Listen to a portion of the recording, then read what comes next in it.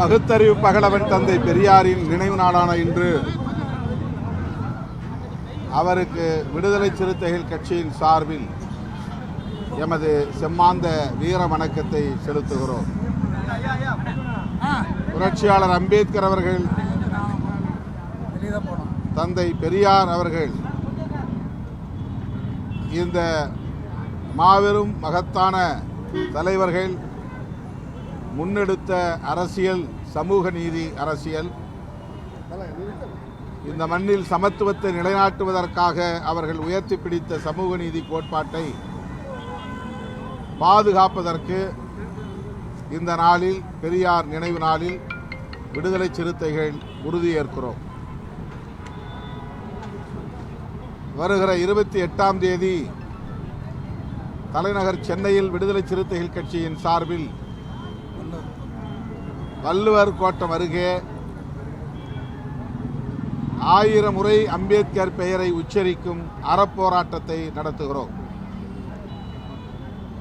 உள்துறை அமைச்சர் அமித்ஷா அவர்கள் புரட்சியாளர் அம்பேத்கர் அவர்களின் பெயரை உச்சரிப்பது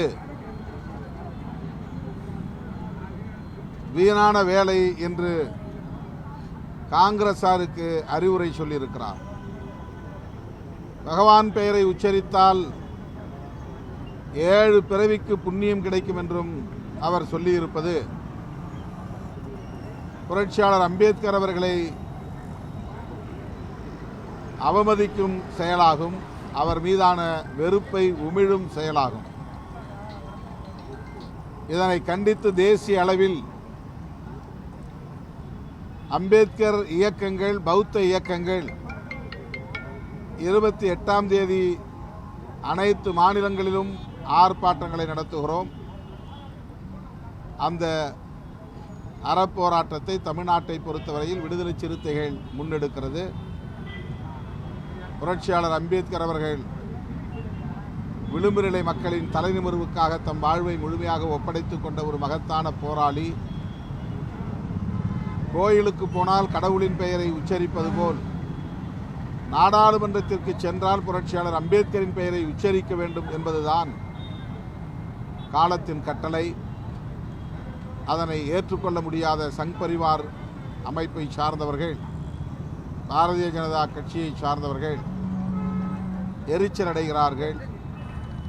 அந்த எரிச்சலின் வெளிப்பாடுதான் அமித்ஷாவின் உரை.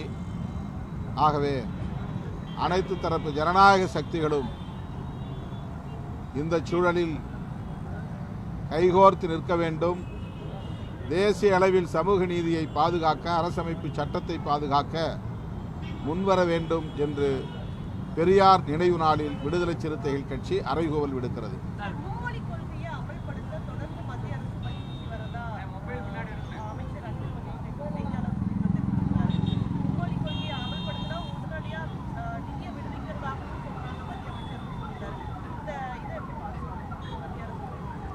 தேசிய கல்விக் கொள்கையின் மூலம் அவர்கள் இந்தியை திணிப்பதில் உறுதியாக இருக்கிறார்கள். அவரவர் தாய்மொழியில் கல்வி கற்பதில் எங்களுக்கு எந்த சிக்கலும் இல்லை, ஆனால் இந்தியை கட்டாயம் கற்றாக வேண்டும் என்பதுதான் பாரதிய ஜனதா அரசு புதிதாக கையாளுகிற ஒரு அணுகுமுறையாக இருக்கிறது, உத்தியாக இருக்கிறது. அதை சட்டப்பூர்வமாக உறுதிப்படுத்துகிறார்கள், நிலைநிறுத்த பார்க்கிறார்கள். அவரவர் தனிப்பட்ட விருப்பத்தின் அடிப்படையில் இந்தியை கற்றுக்கொள்வதிலே யாருக்கும் எந்த சங்கடமும் இல்லை. அப்படி படிக்கக்கூடாது என்று தமிழ்நாட்டை சார்ந்த யாருக்கும் எந்த கட்சியும் கட்டளையிடவில்லை. ஆனால் தேசிய கல்விக் கொள்கை என்னும் பெயரில் சட்டப்பூர்வமாக இந்தியை அனைவரும் கற்றாக வேண்டும் என்று கட்டாயப்படுத்துவது ஏற்புடையதல்ல. தமிழ்நாட்டுக்கு இந்திய அரசு, இந்திய ஒன்றிய அரசு தர வேண்டிய கல்வி நிதியை நிறுத்தி வைத்திருப்பதற்கு இதை ஒரு காரணமாக அவர்கள் வெளிப்படையாக சொல்லுகிறார்கள். இதனை மிக வன்மையாக விடுதலை சிறுத்தைகள் கட்சி கண்டிக்கிறது. தேசிய கல்விக் கொள்கையை மறுபரிசீலனை செய்ய வேண்டும். இதுபோன்ற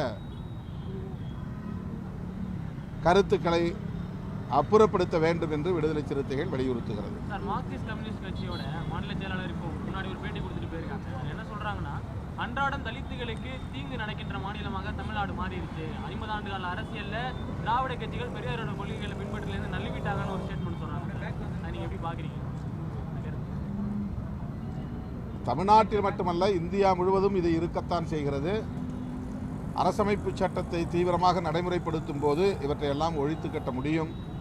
வன்கொடுமை தடுப்பு சட்டத்தை முறையாக நடைமுறைப்படுத்துகிற போது இதை கட்டுக்குள் கொண்டு வர முடியும்.